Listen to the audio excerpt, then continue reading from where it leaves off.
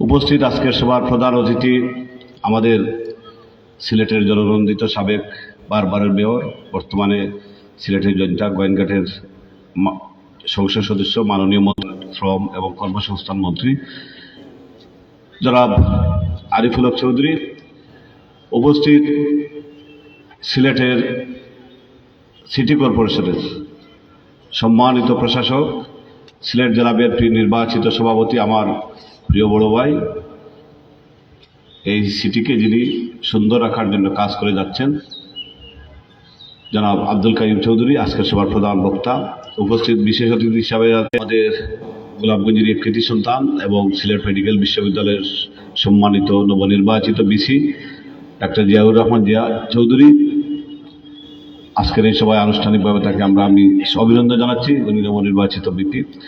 উপস্থিত মহানগর বিএনপির সংগ্রামী সভাপতি রেজাউল হাসান কয়েসুদ্দি, সিলেট জেলা বারের সম্মানিত সভাপতি গোলাম এহিয়া সোহেল এবং সিলেটের জেলা পিপি অ্যাডভোকেট আশিকুদ্দিন আশিক ভাই এবং সিলেটের মহানগরের পিপি অ্যাডভোকেট বদরুল আলম চৌধুরী এবং সিলেট প্রধান আইন কর্মকর্তা আমাদের জিপি সাহেব শামীম সিদ্দিকী এবং আইনজীবী ফোরামের সম্মানিত সভাপতি আমার প্রিয় বড় ভাই জনাব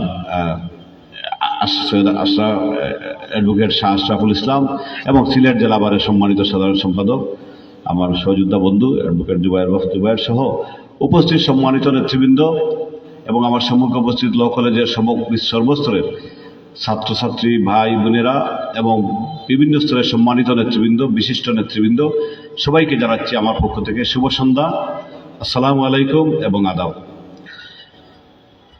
আমি প্রথমেই আল্লাহ রাব্বুল আলামিনের কাছে শুকরিয়া আদায় করছি আমার এলাকা গোলাপগঞ্জ বিয়ানীবাজারের জনগণের প্রতিনিধিত্ব করার জন্য আমি মহান জাতীয় সংসদে তাদের পক্ষে কথা বলতে পারছি। সেই সুযোগটুকু করে দেওয়ার জন্য আমি কৃতজ্ঞতা জানাই, মহান রব্বুল আলামিনের কাছে শুকরিয়া আদায় করছি।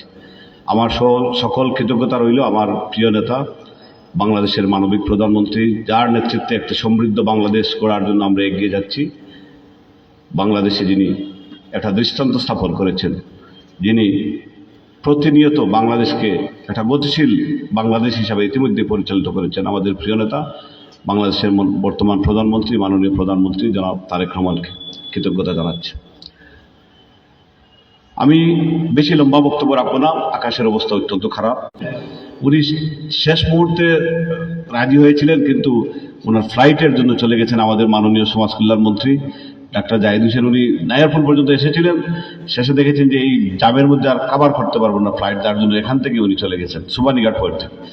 তো যাই হোক, আজকের এই সভায় আমি অতিথিবৃন্দকে কৃতজ্ঞতা জানাচ্ছি, ওনাদের মূল্যবান সময় নষ্ট করে আজকের এই সভায় উপস্থিত হয়েছেন। এই কলেজের ইতিহাসটা আপনারা শুনেছেন। এই কলেজের ভিতরে ঢুকলেই মনে পড়ে যার কথা, তিনি হচ্ছেন আমাদের প্রিয় নেতা এম সাইফুর রহমান। করেছেন সিলেটকে বাংলাদেশ তথা বিশ্ববাসীর কাছে পরিচয় করিয়ে দিয়েছেন। তার প্রতি আমার সকল বিনম্র শ্রদ্ধা রইল। আমাদের সিলেটবাসীর প্রতি সবসময় তার প্রতি আমাদের শ্রদ্ধা থাকবে। আমরা এবং এই নেতার সাথে কাজ করেছেন আমাদের বর্তমান এখানে উপস্থিত প্রধান অতিথি এবং প্রধান বক্তা। একজন ছিলেন ওনার সময় এই সিলেটের উন্নয়ন কর্মকাণ্ড যিনি দেখভাল করতেন, তিনি হচ্ছেন আজকের মাননীয় মন্ত্রী আরিফুল হক চৌধুরী। আরেকজন ছিলেন তার ব্যক্তিগত সহকারী হিসাবে উনি আমাদের প্রিয় আজকের সভা প্রশাসক, যিনি সাইফুর রহমানকে পরিচালিত করেছিলেন, আমাদের আব্দুল কাইম চৌধুরী ভাই। তো আমি মনে করি সেই সাইফুর রহমানের স্মৃতিবিজড়িত এই প্রতিষ্ঠান আমার মনে হয় উনার ছোঁয়াই আজকে একটা নান্দনিক প্রতিষ্ঠানে রূপান্তরিত হয়েছে। আমি তার জন্য আমাদের যেহেতু উনি করেছেন, নিশ্চয়ই ওনাদের অবদান আছে, আমি তাদেরকে একটা হাততালি দিয়ে স্বাগত জানার জন্য আবেদন জানাব। আসলে সাইফুর রহমান ছিলেন একজন খ্যাতিমান ক্ষণজন্ম একজন মানুষ, যিনি এই সিলেটকে আলোকিত করে আমাদের ছেড়ে চলে গেছেন। আমরা মডেল স্কুলে ছিলাম, মডেল স্কুল থেকে আমরা এখানে এসেছি জমি নিয়ে, আসার পরে তিলে তিলে গড়ে উঠেছে এই প্রতিষ্ঠান। এই প্রতিষ্ঠানে যারা ছিলেন তাদের কষ্টে আজকের এই নান্দনিক প্রতিষ্ঠান হয়েছে। তারপরেও কিছু কাজ বাকি রয়েছে, যেটা আমাদের সম্মানিত সভাপতি এবং আজকের প্রিন্সিপাল অধ্যক্ষ মহোদয় উনি বলেছেন। আমার দৃঢ় বিশ্বাস আমাদের আজকের অতিথিরা সেই ব্যাপারে কিছু বলে যাবেন। এই কলেজের একটি সমস্যা হলো, মাননীয় অতিথিবৃন্দের দৃষ্টি আকর্ষণ করতে চাই, আমি একটু আগে কথা বলছিলাম, এই কলেজের সমস্যা নিয়ে আমরা কোন মন্ত্রণালয়ে যাব, কোন মন্ত্রীর কাছে যাব, সে কারণটা কি আপনারা জানেন? এই প্রতিষ্ঠান কেউ গ্রহণ করতে রাজি নয়, শিক্ষা মন্ত্রণালয় না, শিক্ষা মন্ত্রণালয়ের না। এইটা একটা বিশেষায়িত কলেজ। অনেকে জানেন বাইরে থেকে অত্যন্ত নান্দনিক কলেজ, এটা সরকার থেকে অনুদান আছে, আসলে তা নয়। এখানে ছাত্রছাত্রীদের যা বেতন আছে সেই বেতন থেকে এই কলেজের শিক্ষা প্রতিষ্ঠান চলাফেরা চলে।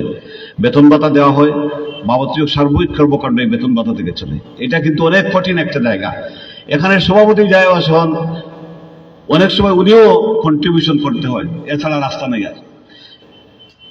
কারণ কি? কারণ এটা বিশেষায়িত কলেজ, এইটাকে পরিকল্পিতভাবে এগিয়ে নিয়ে যাওয়া অত্যন্ত প্রয়োজন।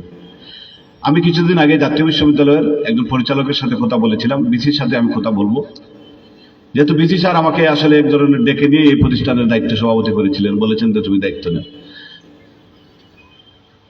এখানে আমরা চাচ্ছিলাম অনার্স কোর্স চালু হলে, অনার্স কোর্স যদি চালু হয় আমাদের সিলেটের মধ্যে একটা বিশাল বিভাগের মধ্যে একটা বিশাল একটা প্রতিষ্ঠান হবে। কারণ সিলেটের কোনো কলেজ আর অনার্স কোর্স কিন্তু নাই ওই পাবলিক বিশ্ববিদ্যালয়গুলোতে।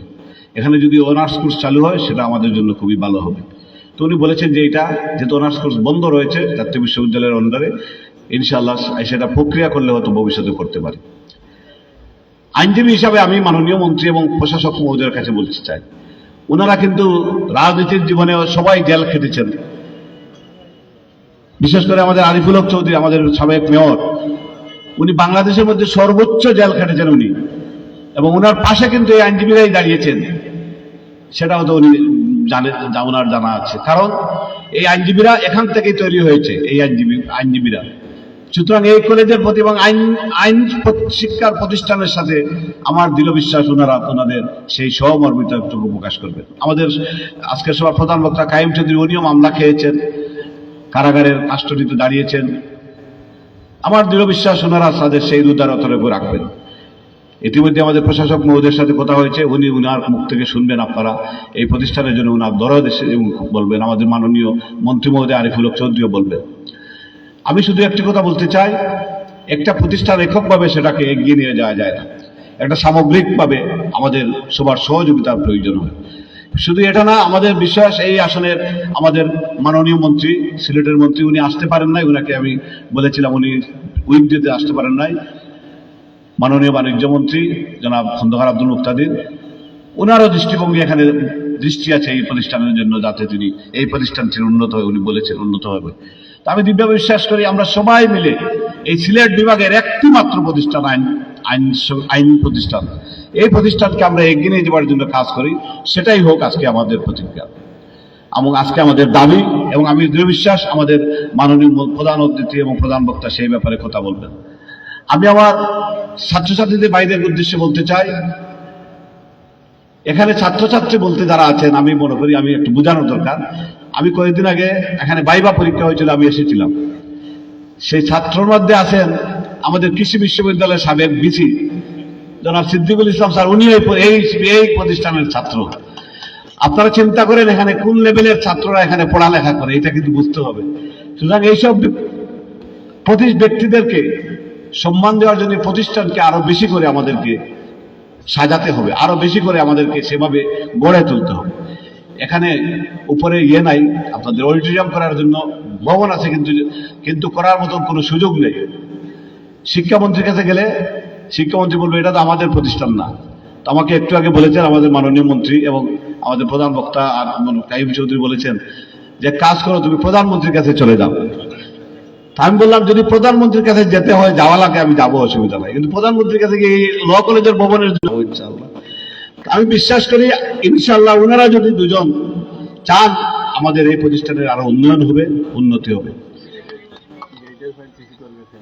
আমি ইতিমধ্যে বলা হচ্ছে যে গেইটের আমাদের একটা নান্দনিক গেইটের ফাইলটা রেডি আছে, লেখা আছে, ড্রয়িং আছে, ম্যাপ আছে। আমার বিশ্বাস এটি ব্যাপারে আমাদের প্রশাসক মহোদয় এখানে কিছু বলবেন, আশ্বাস দিবেন, আমাদের দৃঢ় বিশ্বাস ইনশাআল্লাহ। হ্যাঁ, আমি একটি কথা বলতে চাই, আমি আপনাদেরই একজন ভাই, আপনাদের একজন বন্ধু। শিক্ষাঙ্গনে শিক্ষার পরিবেশটুকু রক্ষা করার দায়িত্ব আমাদের। আপনারা হয়তো অনেকে জানেন আগামী 7 তারিখে বাজেট অধিবেশন শুরু হবে। বাংলাদেশে দীর্ঘদিন পর এই প্রথম আমাদের নেতা ঘোষণা করেছেন জিডিপির 5 ভাগ কিন্তু বাজেট খাতে, শিক্ষা খাতে কিন্তু ব্যয় হবে। এটা কিন্তু বাংলাদেশের ইতিহাসে অনেক বড় জিনিস। এমন হতে পারে জিডিপির, আমাদের শিক্ষা মন্ত্রণালয় এদিন আমাদেরকে শিক্ষামন্ত্রী বলেছেন যে এত টাকা খরচ করার মতো জায়গা হবে না, এইভাবে আমাদের এইবারের বাজেট হবে ইনশাআল্লাহ। সুতরাং আমার বিশ্বাস এই শিক্ষা প্রতিষ্ঠানগুলো ভবিষ্যতে আমাদের যেসব সমস্যাগুলো আছে সেগুলো দিন দিন আরো আমাদের সমস্যার সমাধান হবে, আমাদের শূন্য পদগুলো পূরণ হবে। শিক্ষার সমস্যা, শিক্ষক স্বল্পতা অনেক জায়গায় আছে ইনশাআল্লাহ। আমাদের বারের ব্যাপারে আরেকটু কথা বলতে চাই। আমাদের বারের সভাপতি সাহেব চেয়ে আছেন, উনি বলছেন এটা একটু শেষ করে দিচ্ছি। বারের অনেক সমস্যাগুলা, আমরা রাজনীতিবিদ, আমাদের রাজনীতি যখন আমরা হয়তো কোনো না কোনো সময়, আমরা সব সময় রাজনীতিবিদরা জেলে যাওয়ার জন্য প্রস্তুত থাকি। সুতরাং বারের দিকে আমাদের সবার খেয়াল রাখা উচিত। আমি দৃঢ় বিশ্বাস ইনশাআল্লাহ আমাদের মন্ত্রী মহোদয় এবং আমাদের মাননীয় প্রশাসক সিলেট জেলা বারের দিকে উনি খেয়াল রাখবেন, সেটুকু আমি বিশ্বাস করি। পরিশেষে আপনাদের সবাইকে আজকের এই সম্বর্ধনা সভার আয়োজনের জন্য পুলিশ কর্তৃপক্ষ, আমাদের গভর্নিং বডি, শিক্ষকবৃন্দ, আমাদের ছাত্রছাত্রী ভাই বোনেরা এবং আমাদের সকল রাজনৈতিক দলের নেতৃবৃন্দ সবাইকে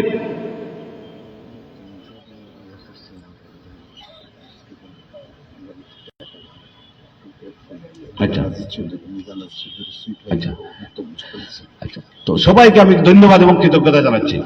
আরেকটি কথা বলতে চাই আমি শেষ 30 সেকেন্ডে। এই যে সুন্দর একটা নান্দনিক এটা দান করেছিলেন একজন মানুষ, ইনি হচ্ছেন মিজান আজিজ চৌধুরী। ওনার প্রতি আমাদের কৃতজ্ঞতা রইল।